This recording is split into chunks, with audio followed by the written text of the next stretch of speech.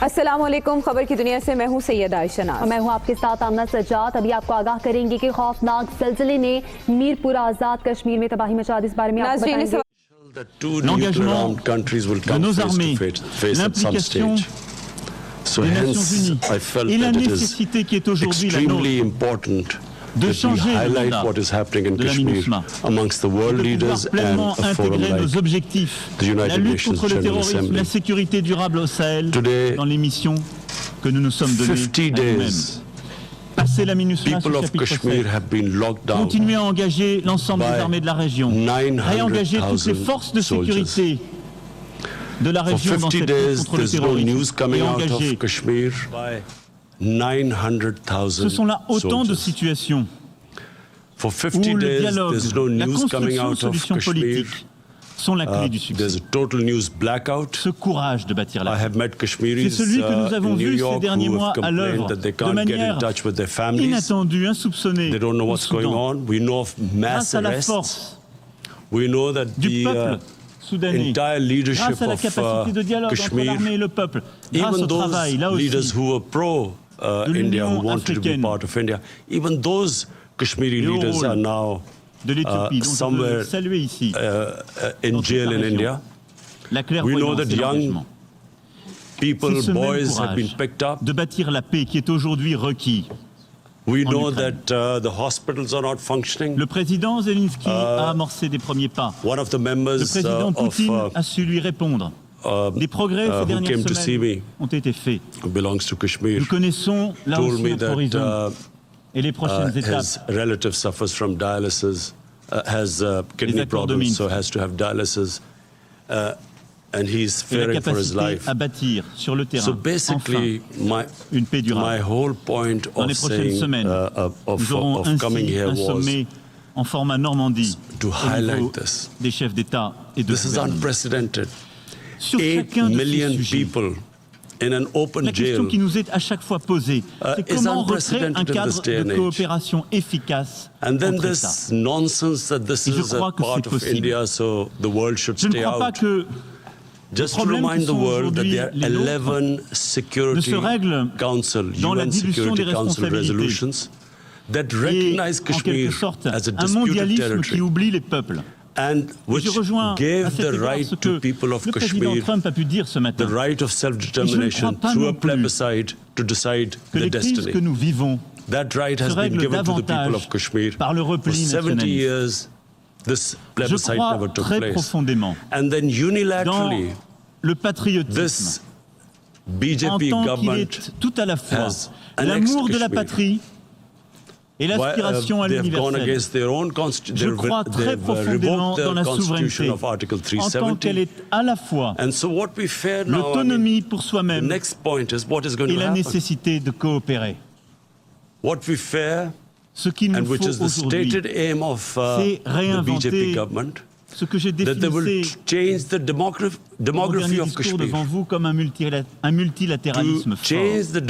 Non pas dire notre multilatéralisme est fatigué, nous ne nous écoutons plus nous-mêmes, nous n'avons plus aucune efficacité. Non. C'est d'acter qu'il n'y a pas de solution sur le repli national, qu'il n'y a pas de solution sans coopération, mais que cette coopération doit produire des résultats concrets, engager des acteurs nouveaux. Nous avons démontré l'efficacité de ce multilatéralisme fort contemporain. Je crois que nous l'avons fait sur le climat. Lorsqu'après la décision américaine de retrait de l'accord de Paris, nous avons lancé avec les Nations Unies, la Banque mondiale, le One Planet Summit. Il a permis de garder la cohésion, d'engager des acteurs nouveaux, des investisseurs, des entreprises. Nous l'avons encore vu hier lors du sommet organisé par les Nations Unies.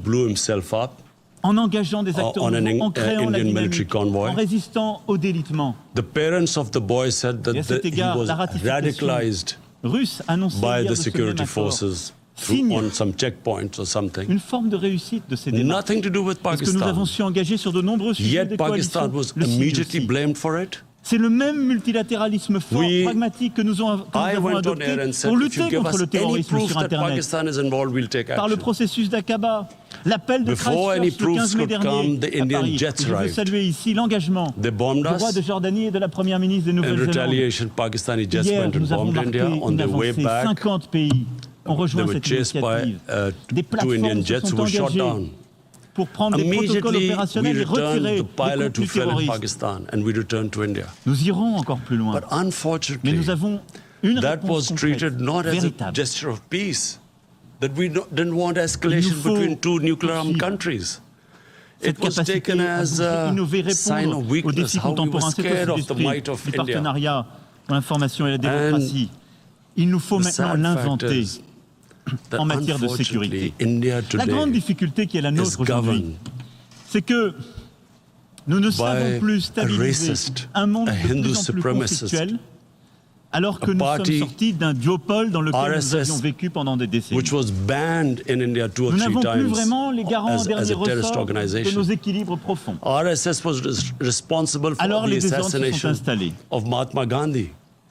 Et alors on tarde souvent à régler efficacement les choses. Je crois très profondément que ce courage de bâtir la paix passe par la réaffirmation de nos valeurs, celle des droits de l'homme et de la dignité de la personne humaine, qui ne saurait souffrir d'aucune forme de relativisme contemporain. Elle passe par un réengagement concret sur l'ensemble des théâtres d'opération que j'évoquais à l'instant, pour bâtir la paix et la stabilité et proposer des solutions concrètes.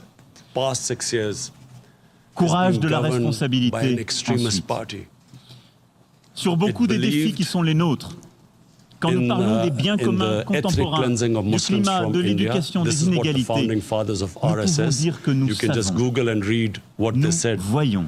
Nous avons aujourd'hui tous les experts qui nous disent et nous décrivent avec un détail inédit la situation de notre monde. And this is what we face right now. Si nous nous sommes affaiblis, the moment my party came to power, c'est que nous avons trop souvent décidé de remettre la vérité en cause, de contester les faits, de privilégier le court terme, parfois de protéger certains intérêts. Et la perte de sens s'est installée. Et la réalité est là. Les inégalités ont augmenté dans notre monde. Entre les pays, au sein de nos pays, notre capitalisme contemporain s'est mis à dysfonctionner, produisant un niveau d'inégalité inédit. Nous n'arrivons plus à régler la grande pauvreté et les nouvelles formes d'inégalité. Inégalité d'opportunité, inégalité de genre, inégalité d'accès à l'éducation dans les régions les plus pauvres, inégalité devant la santé pour accéder aux traitements requis, inégalité climatique. Quand on parle des pays les plus vulnérables, Indian society. India is changing, has changed in the 6 years. I know India. Ou la raréfaction de la biodiversité. Friendships I know through cricket. I know the India of Nehru and Gandhi, and I know what is going on now. So I'm alarmed, and I think the world leaders need to know. I've spoken to the world leaders. I've spoken to President Trump. I've spoken to Boris Johnson, the British Prime Minister. On telephone, I've spoken to Angela Merkel, pour qu'une réponse commence à émerger, President Macron of France. I've spoken to the Muslim leaders. And this is the time for the world to act before this goes too far. Because this is the first time after the Cuban crisis, two nuclear armed countries are going to come face to face. And what we fear is already the statements that have been given that terrorists are being lined up on the borders of Kashmir waiting from Pakistan to go inside. What sort of a nonsense is this? What possible benefit is Pakistan going to have now sending in terrorists when there are 900,000 security forces there? All that will happen is that there will be more oppression on the people of Kashmir. Why would we want to? What will we achieve from that except Pakistan will be blamed, and secondly, there will be more oppression of the people of Kashmir. Une hauteur de 251 millions d'euros pour soutenir les femmes entrepreneurs en Afrique. Nous veillerons avec Angélique Kidjo à ce que les projets soient rapidement engagés. C'est une initiative proposée par les femmes africaines. opérée par la How Banque can anyone justify et pour laquelle 8 million people les grandes locked up puissances inside? économiques ont décidé What justification d'investir could there pour possibly accompagner. be for this? For 50 days? Nous avons soutenu le fonds du docteur Mukwege pour la protection des victimes de violences sexuelles. Anyway, Lancé le partenariat mondial pour l'égalité que nous avons élargi à l'occasion de cette Assemblée générale et qui consiste pour les États qui le rejoignent à prendre au moins une mesure nationale en faveur des droits des femmes. They have a responsibility. After all, it is the United Nations Security Council resolution that gave the Kashmiris the right of Il est essentiel parce qu'il self-determination. n'est pas gagné dans nos And what is sociétés. happening to them right now? Parce que les féminicides Responsibility continuent lies on the en United France Nations too. comme dans And also, I tant think d'autres États. finally of the world Nous leaders, devons the big donner countries, un the powerful statut countries. juridique à ce I would urge sujet them et bâtir une action to look beyond efficace big markets. pour l'éradiquer. There's Encore certain- davantage this que nous thing, l'avons if fait. this thing goes wrong, Parce que it nous will- voyons dans the tant effects d'États will go way reculer beyond the l'égalité borders of entre the les femmes et les hommes, subcontinent. remettre en cause And this le obsession droit des with femmes à big disposer markets de leur corps and trade and et all les that, acquis I mean, des this décennies is passées. serious. Parce que partout, And I again repeat, où we do l'inégalité not entre know les what femmes et will les hommes happen after the s'installe. curfew is lifted. c'est du recul, And my fear de is civilisation. that with C'est 900,000 l'obscurantisme troops qui there, there will monte. be a massacre. C'est le terrorisme qui grandit. C'est le recul de l'éducation. C'est le recul aussi de la croissance. Parce que c'est se priver dans chacun de ces pays de la moitié de la richesse potentielle. C'est aussi pour cela There was a que report nous earlier, soutenons as you fortement said, les you Nations met with Unies President pour Trump, has émanciper, asked protéger, you to assurer une mediate égalité réelle. between the Nous United allons States agir en vue and du Iran. forum Is Génération that true? Can Égalité you elaborate? qui se Has tiendra à President Paris Trump asked en you to juillet take a 2020. message to President Rouhani? 25 ans après la déclaration de Pékin, Before President qui avait Trump, alors marqué I l'histoire de stopped notre over organisation. in Saudi Arabia Il est hors de because question of the de drone reculer. attacks on their oil facility. C'est une nouvelle étape. And I spoke que nous devons to franchir. Prince Mohammed bin Salman, and he also asked me to C'est cette bataille talk to aussi the ce Iranian courage de president. He knew I was responsabilité meeting him, and que so nous devons avoir en also matière de santé. President Trump asked me that if we Là could aussi, de-escalate observons the situation aujourd'hui and maybe encore come up with de another trop deal. nombreux reculs, So des I did difficultés convey this, d'accès au and yes, traitement we are dans trying our certaines best. régions. It's an ongoing thing, Aujourd'hui, so malgré I les can't reveal efforts. more than that. Le 10 octobre prochain, à Lyon, se tiendra la conférence de reconstitution du Fonds mondial de lutte contre le sida, la tuberculose I et le immediately paludisme. spoke to President Rouhani C'est à yesterday cette tribune qu'en after the 2002, meeting with Kofi President Annan Trump. avait appelé à la création d'un Fonds mondial de lutte contre les But I can't say inégalités anything right now face more à la than this, possibilité de guérir de except that maladies we are mortelles. trying, and Et il a été mediating. créé ensuite avec l'appui alors du G8. Et les résultats sont I'm là. hoping that 32 millions that there is no de vies conflict. sauvées. You see, I do not believe Je that vous le dis. conflicts L'élimination des actually grandes pandémies est à portée de resolve notre anything. action.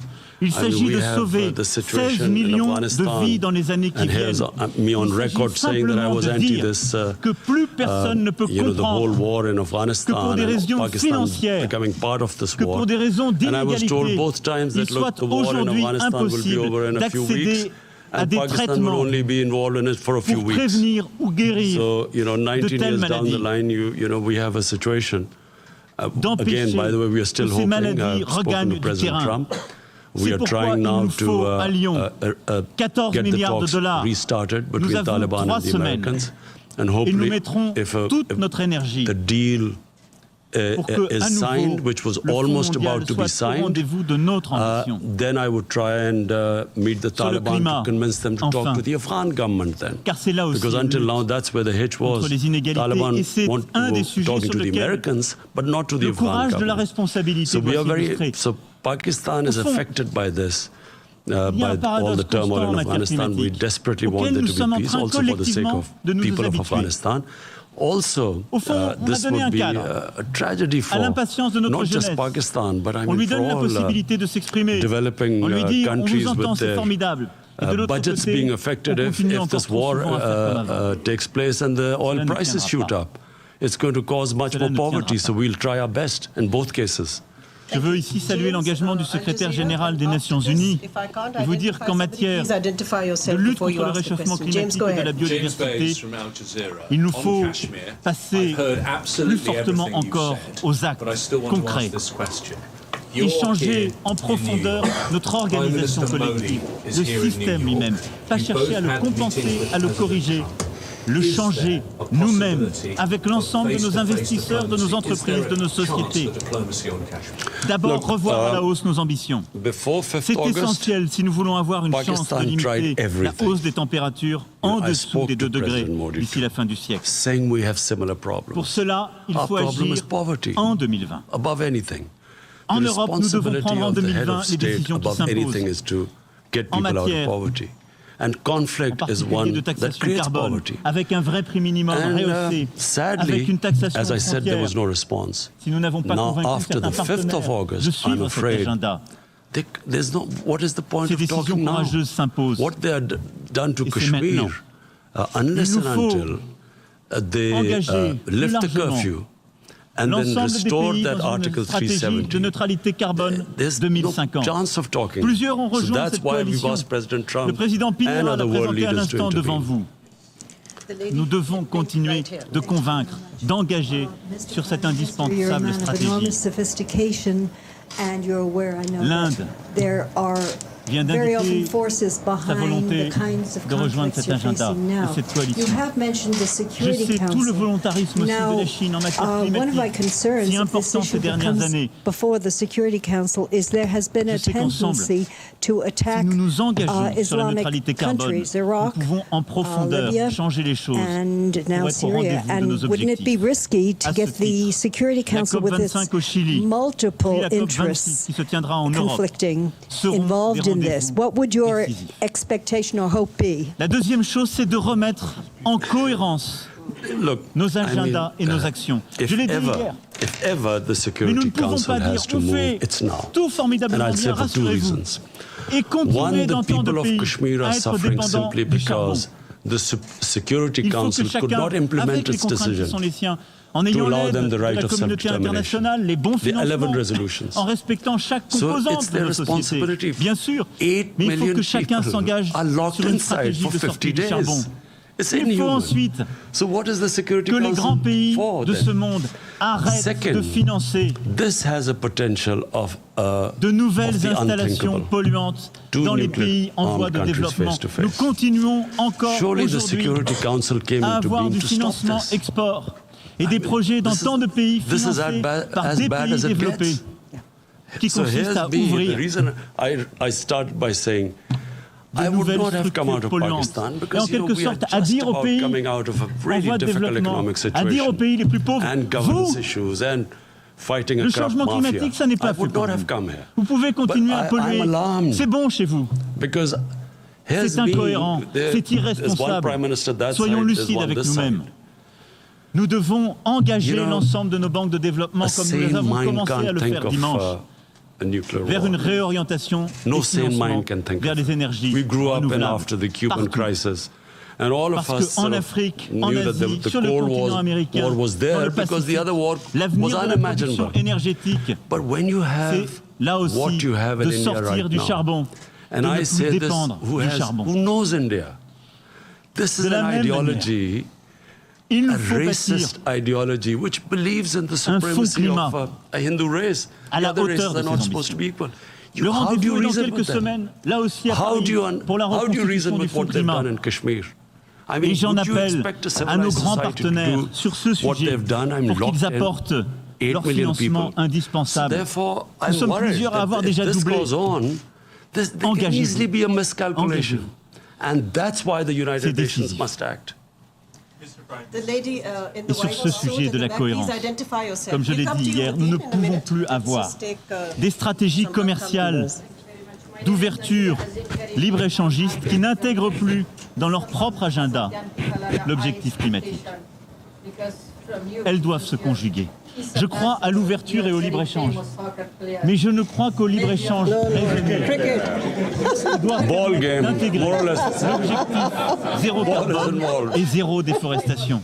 Ça veut dire qu'à chaque fois, il faut construire les solutions compatibles, qu'à chaque fois, il faut trouver les mesures de compensation, mais qu'on ne peut pas conduire certains pays à faire des efforts et continuer ces pays à commercer avec ceux qui n'en font pas. Qu'on ne peut pas continuer à faire des déclarations à cette tribune et continuer à importer dans le même temps des produits qui font l'inverse. Ça ne se fera pas en un jour. La France elle-même importe encore trop souvent des produits qui conduisent à la déforestation. Ça suppose des changements en profondeur. Ça suppose des stratégies partenariales avec les pays d'origine, avec nos entreprises, nos financeurs. Je ne suis pas en train de vous dire que tout va bien en France et que nous avons tout bien fait, loin de là. Mais si collectivement, nous ne sommes pas responsables, transparents, et nous n'acceptons pas la cohérence entre nos actes et nos mots, entre nos agendas commerciaux et climatiques, nous n'y arriverons jamais. Jamais. Ça prendra quelques années. Mais il faut le commencer maintenant. Et puis il y a deux sujets sur le climat. Let me just be clear. There is no military solution, which is what I've been saying for a long time. And once the Afghans get together, they will find a solution. Ces deux batailles sont essentielles pour réduire les émissions de CO2 if the government sits down et with the préserver nos Taliban, they équilibres will be en termes de biodiversité. It's a question of getting them there. APP. Thank you, Prime Minister. Iftikhar Ali from Associated Press of Pakistan. For weeks you have been calling for lifting of siege in Indian occupied Kashmir. And in this connection you have met representatives of international humanitarian organizations. What is it that prevents them to carry out their mandated task of providing relief to the Kashmiri people and to visit the prisoners, which they are mandated to do?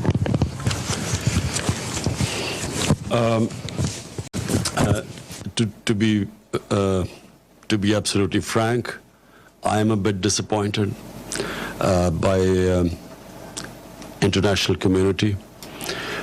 I'm disappointed first because, if 8 million Europeans were put under siege like this for 50 days, or Jews were put under siege, or Americans were put on siege, well, forget Americans, even 8 Americans were put under siege, but I'm talking about any other, would the reaction have been the same? They make statements and there is no pressure as yet on Narendra Modi to lift the siege. So we will keep mounting the pressure. And I will tell the UN, I'm speaking on Friday, I will tell them that if there is a massacre, what are 900,000 troops doing there? When India says that, Pakistan is sending these terrorists, 500 terrorists, what can 500 terrorists do in front of 900,000 troops? Why would you send 500 terrorists as what they're saying? 900,000 troops are not to fight terrorists. They are to control, intimidate, and subjugate a population. And population, the entire Muslim population, This is why it is going to have repercussions far beyond Kashmir. Because 1.3 billion Muslims are watching this. Where is the world community? Where is the international community? Where are laws? United Nations Security Council had given them that right of self-determination. And what is happening to them now? So this will have repercussions. It's going to create radicalization. This is going to get worse. I'm flagging it right now because this is just the beginning. Once the curfew is lifted, God knows what is going to happen after that. Do they expect that the people of Kashmir, who've already lost 100,000 people in over 30 years, do they think that just because India has revoked Article 370, they will quietly accept the status quo? They will accept that India has taken over and annexed Kashmir? Of course, this is going to be there's every likelihood of there being a massacre. So the world community will be responsible. Can I just add to what the Prime Minister said to your question, sir? The President of the ICRC met the Prime Minister yesterday, and he said that in order to go and operate in Jammu and Kashmir, Indian occupied side, they need permits. They've applied for permits and they have neither been refused nor been given permits. So practically, they're inaccessible. Yes, Mr. Prime Minister over here, Matina, the Jyoti. So you just expressed disappointment over international community's cold response. But you are saying at the same time you are making all efforts, meeting world leaders. What is the reason India is unmoved? And when you met President Trump, again he said that he is ready to mediate if requested. So when he will be requested, and second part of it, how serious is the threat of attack or adventure from the Indian side, and what is your defense preparation? Do we have the capability to thwart any possible aggression from India with full force? Thank you, Mr. Prime Minister. Look, disappointed because I really feel, now, not as a Pakistani Prime Minister, as a human being, I feel disappointed that how can the world community stay quiet when 8 million people are being treated worse than animals? It's just a simply disappointment coming from there. Secondly, I know why the response is lukewarm, and I know why Mr. Modi is not pushed at the moment. The reason is because people look upon India as a market of 1.2 billion people. Sadly, this is what is happening. Material comes over the human. So it's because it's a big market, they know it's wrong. Everyone I've spoken to knows this is wrong. Some are appalled by it. But they keep quiet because in the end they start thinking of a market. But my simple message to all those who are looking at a big market, this can go very wrong. To your point, to your second question, last time when they made Pakistan an excuse for this, a boy brutalized by the Indian security forces who blew himself up, they blamed Pakistan and bombed us. And once a conflict starts between two nuclear-armed countries, and I told the Indian public too on television, I said it will go beyond my hands, or your Prime Minister's hands once it starts. Who knows where it's going to end up? So it's madness to allow this whole situation to deteriorate further, because it's only going to deteriorate. Again, I repeat, what will happen when you lift the curfew?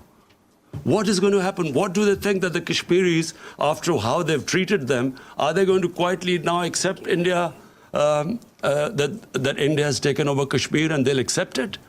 I fear there's going to be a bloodbath. And that's when things will start deteriorating very rapidly. I know you all want to ask questions. I'll come to you one by one. The lady in the blue, please go ahead, and if you can identify yourself. Thank you. Thank you, Ambassador. Thank you, Mr. Prime Minister. Betül Yürük from the Turkish news agency Anadolu. You had a meeting with Turkish President Erdogan yesterday. Do you think Turkey could play a role to help resolve the issue between Pakistan and India? Thank you. Well, first of all, I really want to thank President Erdogan for mentioning today Kashmir in his speech. We really feel that I hope that after him more leaders take his lead and at least ask India to lift the siege. We have a very, very good relationship with Turkey, and President Erdogan is coming over to Pakistan next month, which we hope to receive. We hope to increase our trade, all sorts of, we're going to have financial agreements with Turkey. And yes, we're very thankful that the President has taken a very principled stand. Please go ahead. We'll come to you, sir, in a minute. Thank you. Thank you for the press conference, Mr. Prime Minister. My name is Ibtisam Azim from the Daily Arabic Al-Arab Al-Jadid newspaper. My question to you is, you said that you will keep mounting the pressure. Could you tell us which steps are you going to take? And then to which extent are you afraid that the situation of Kashmir will be very similar to what's happening in the occupied Palestinian territories, where you have a lot of resolutions, a lot of sympathy, but on the ground there is no concrete steps to help the local people. Thank you very much. You see, just like until the Palestinians are given a just settlement, there will always be a problem there. But, you know, of course, Israel is very powerful and probably at the peak of its might. And so for the time being, they've put a lid on it. But eventually there has to be some settlement there, with a just settlement where the Palestinians have a homeland. I think that Kashmir is going to be a bit different. For 30 years, people of Kashmir have wanted, this freedom movement has grown. Today, the act done by the Indian government of shutting people in their homes for 50 days has alienated the entire spectrum of Kashmiri public. There were at times people who were pro-Indian and who were, you know, as I say, there were Kashmiri leaders like Umar Abdullah and Mehbooba Mufti who were pro-India. Today, no one will be able to ever get a vote in Kashmir who's pro-India because of what they've done. And they've actually, what the BJP government has done is it has actually told the Kashmiris that you're not equal human beings. They're not, they do not consider them human beings. Only, hence a mindset can put people inside what they've done. And not thinking through what happens once the siege is lifted. I do not think Narendra Modi knows what's going to happen. The gentleman right here. Yes. After this, we are going to have an OIC summit meeting. We will gather all the Muslim countries simply for one thing. The only reason the people of Kashmir are being subjected to this is because they're Muslims. And this is resonating in 1.3 billion Muslims. And it's very important for Muslim world to play its part, because they're only suffering because they're Muslims. The Hindu Kashmiris are not suffering. And that's why it is important for them to take a stand. Because if the Muslim countries don't take a stand for whatever reason, for their own trade or whatever agreements, that's what leads to radicalization, when the governments do not express the wishes of the people and when they see injustice. So I hope that, you know, the Muslim countries, we will have the OIC meeting next month. Joseph Klein of Canada Free Press. You've been quoted as saying that Pakistan had originally trained al-Qaeda forces, and also that you regretted the decision by the Pakistani government after the 9/11 attack to side with America against the what would then refer to as terrorists. What assurances have you given to President Trump that Pakistan will indeed help in the fight against terrorists, including within Pakistan, that are aligned with the Taliban? Because I believe the second in command in the Provisional Transition Commission or Council that was being considered has significant ties with the terrorist organization in Pakistan. So what kind of assurances are you willing to give?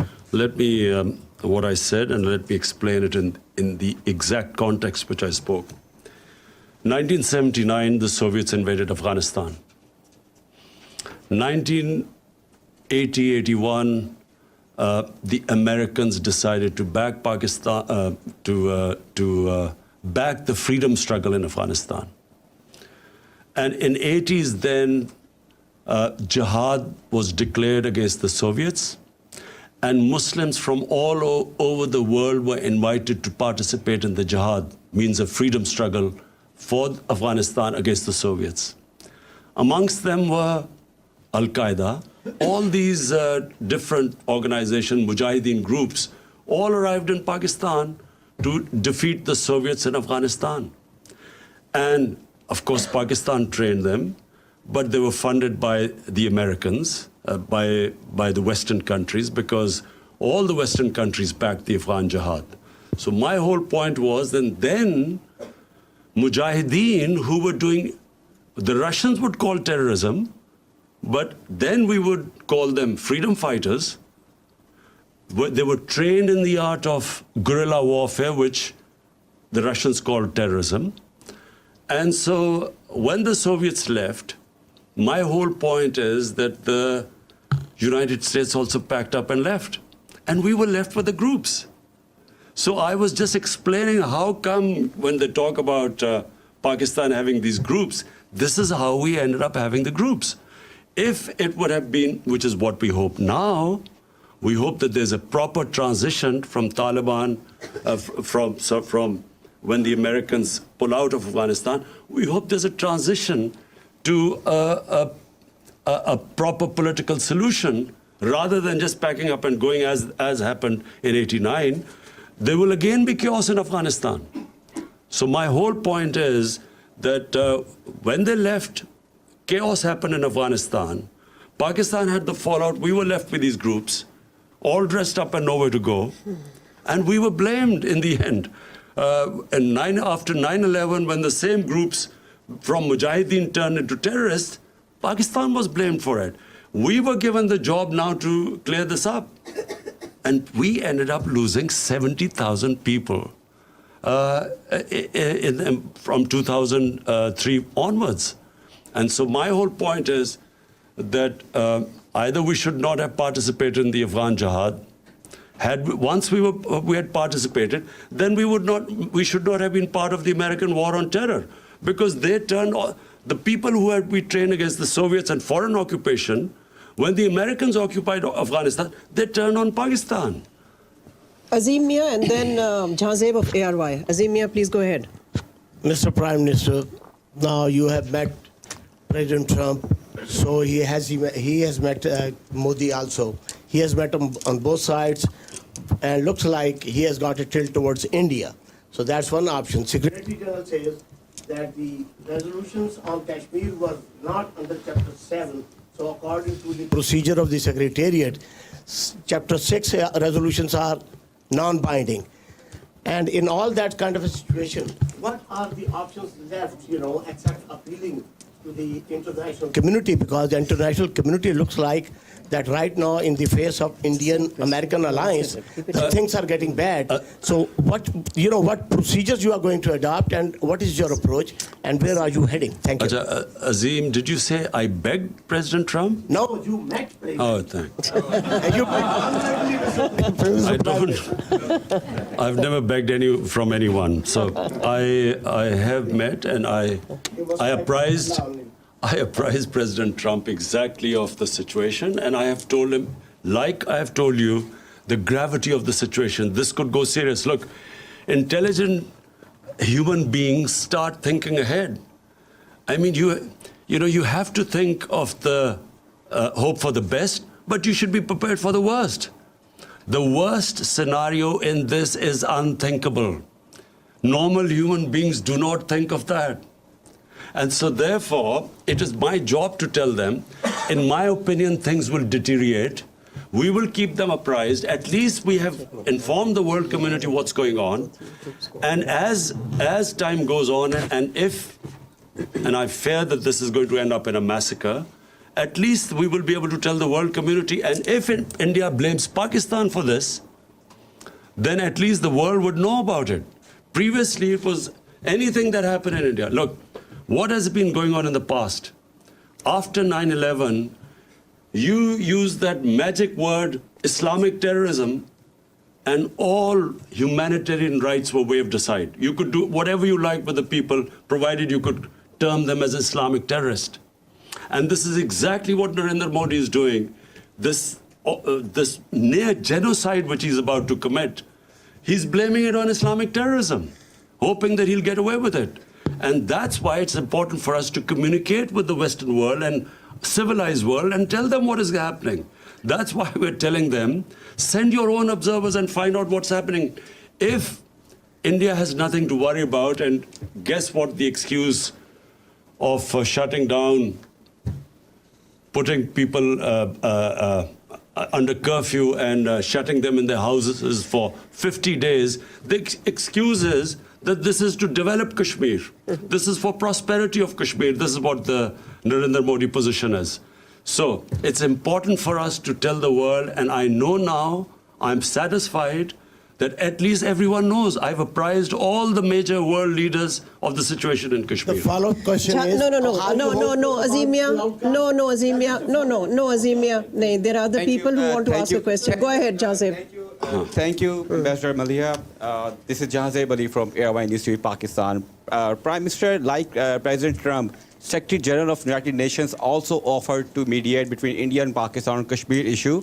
On Kashmir issue. So, sir, you still have to beat him. Sir, will you comment on the role of United Nations? I mean, United Nations also failed to implement its own resolutions for the last many years. So, in your opinion, what's the reason for that? Thank you, Jazeb. Jazeb, inshallah, you will see that this issue is not now going to die down. You will see in time. Don, Anwar Iqbal or Masood Haider, you decide amongst the two Anwar. of you. Huh?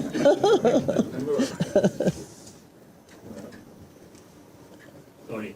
Jane. I have a very brief, very simple question. You are here, met world leaders, you'll be speaking in 2 days, and you'll go back. What other options do you have now if the international committee does not respond? Look, Anwar, let's be straight about this. What options have we got apart from this? I mean, we can't attack India if, clearly that's not an option. Apart from that, we are doing everything possible. Apart from starting a war, we are doing everything possible we can. We are all the time exploring every possibility. We're making sure every world leader knows about the situation. I will be speaking on Friday as well, and I will try my best to make the world understand. And then media, I'm going to... you see, I believe that the media is very powerful. The Western media, I had meetings last night, and I realized that a lot of them already know what is going on. And so I know what happened in Bosnia. When the ethnic cleansing of Muslims started in Bosnia, for a while the world did nothing. But the media put such a pressure that eventually the world had to do something. And I believe that in Kashmir, it's exactly the same thing will happen. Even though countries are worried about their economic interests and markets, I believe that this is a much bigger issue than markets and economic interest. And eventually the world will be interested. Let's take Hassan from the Daily Times. Mr. Prime Minister, in the past we have seen we had General Musharraf 4-point formula and we also had a Chenab formula. What proposal would you suggest to resolve Kashmir if you were able to talk to India in the near future? For a start, they have to lift the curfew. That's the beginning. I mean, this inhuman curfew of 50 days. Even the Congress party in India has commented that poor people have been shut inside for 50 days. 50 days they've... no one knows what's happening with all the prisoners, political prisoners, thousands of them. Thank you very much. In that formula, there was a problem. And the problem was the third party, the most affected party, the Kashmiris, were not in the loop. We have one last question. Go ahead. Muhammad Ikram, Voice of America, US service, we broadcast to Pashto region, Pakistan, Afghanistan. Did Trump ask you to play some role or active role in Afghanistan? And did he told you something about to put some pressure on Taliban? And what were you told? I'll repeat what I said. We were very surprised because the deal was about to be signed when from a tweet we found out that the deal had been broken. So what we hope is that, and what we will try and do is to actually get back that deal to be signed. And then Pakistan will do its best to get the Taliban to talk to the Afghan government. If you did everything expected of us. We're done. As we know that there is no word of disappointment in your dictionary. Really appreciate as you have conveyed Pakistan's narrative loud and clearly across the world. During these days, you have met with different head of states, including Donald Trump.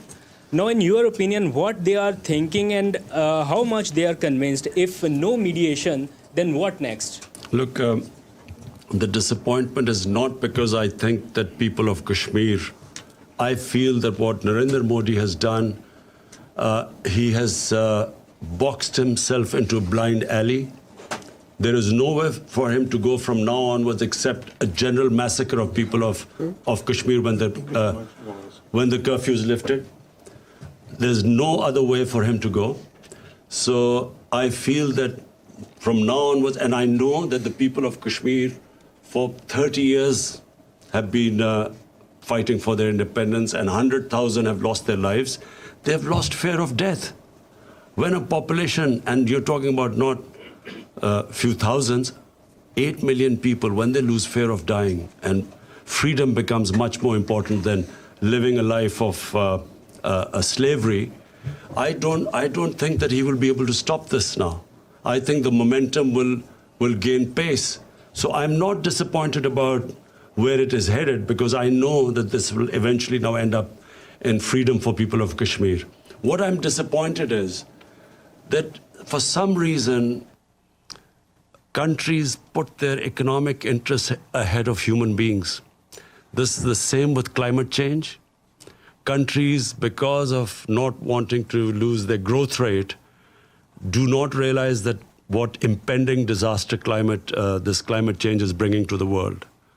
Neither do countries, for instance, which I'll be speaking about, this money laundering which comes from the developing world into the rich countries every year. Billions and billions of dollars from poor countries moves to rich countries through corruption, ruling elites of developing world, taking the money out. And unfortunately, because if anything, the richer countries gain from it, they do not take any steps to stop it. This is a plunder of the poor countries. The poor countries are getting poorer. The rich are getting richer. And these criminals who plunder the poor countries have an easy way of parking their money, buying flats in New York and London. And that's what we want. We want the world to take notice of this. The richer countries, they should have strong money laundering laws. They should, if we can identify that money has been stolen from our countries, it should be immediately given back to us. But this is the problem, because the laws are so complicated, and if the rich countries want, they can easily tighten the laws so that it will be the biggest deterrent for these criminals in third world to take the money out.